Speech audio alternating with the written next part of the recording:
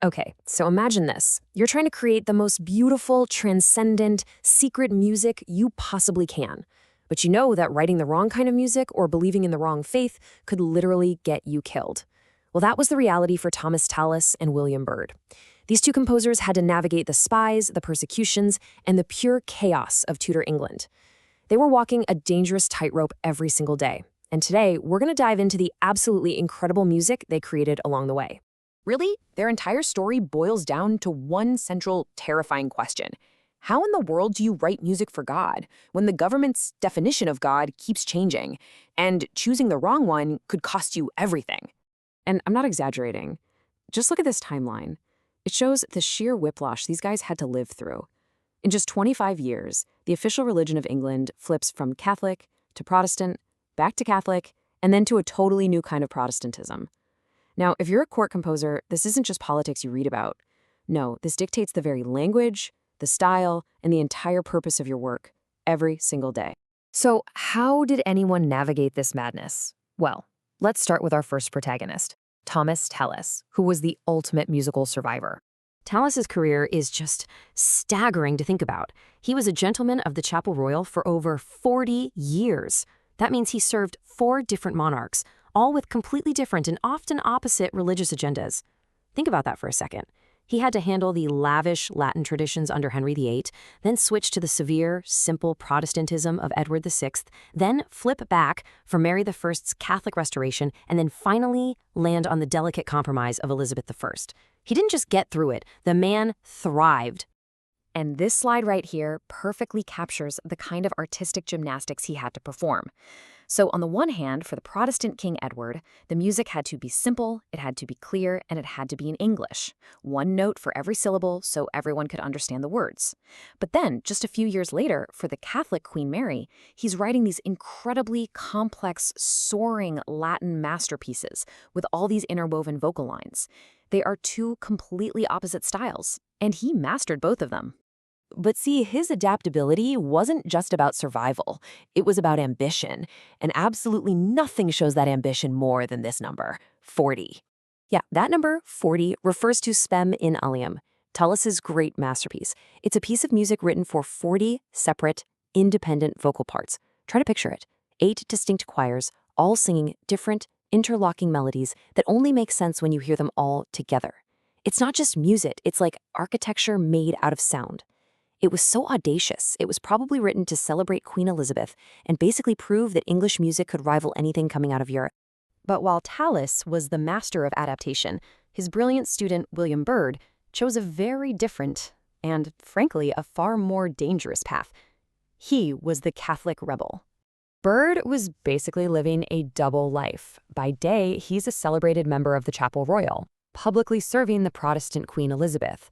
But by night, he's a devout, practicing Catholic, secretly composing a huge amount of music for a church that had been forced underground. And let's be crystal clear about the danger he was in. Byrd and his family were known as recusants. That was the official term for people who refused to go to the official Anglican church services. And this wasn't just a simple disagreement, it was a crime. The punishments ranged from crippling fines to being thrown in prison, or even execution. Now, Byrd was protected to some degree because the Queen liked his music, but he was living under constant threat. His defiance was just profound. He didn't just, keep his faith to himself. He actively created the soundtrack for the resistance. He wrote 3 complete masses and over 100 other pieces, all of them designed for secret Catholic services held in private homes. This music was published with no printer's name, no date. It was literally a secret soundtrack for a forbidden faith. But for Byrd, this wasn't just some political rebellion. In his own words, he felt that the most suitable and appropriate melodies came of themselves as if spontaneously. He truly believed this music was flowing through him, that it was divinely inspired by the sacred texts. So for him, this was a profound act of faith, not just defiance. See the great survivor and the defiant rebel. You'd think they'd be worlds apart, right? Well, what's so incredible is that these two men, the master and his student, formed one of the most important partnerships in the history of music. Then, in 1575, something happens that just seems impossible. The Protestant Queen Elizabeth gives these two men, Tallis, the aging survivor, and Byrd, the known Catholic rebel, a joint 21-year monopoly on all music printing in England. I mean, think about that paradox.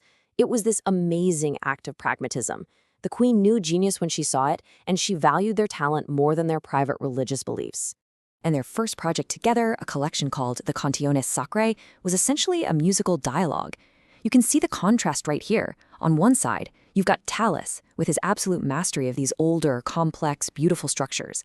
And on the other, you have Byrd, with his more modern focus on raw, emotional expression of the text.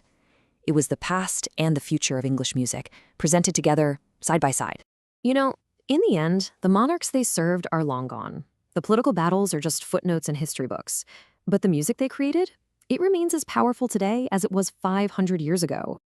And their legacy is just immense. Together, they forged a uniquely English sound. They proved that sacred music could be an intensely personal statement, even an act of risky defiance.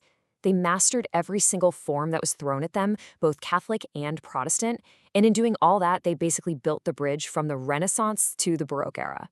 And that, to me, is what's so incredible. This music, born from such a specific, dangerous, and divided world, somehow feels totally immediate. Whether you're listening to the overwhelming grandeur of Tallis's 40 voices, or the quiet, desperate hope in one of Byrd's secret masses, the sheer humanity and beauty just cuts right through the centuries. And all of this leaves us with a final, fascinating question. Tallis and Byrd created these masterpieces not in spite of the danger and the chaos, but maybe because of it?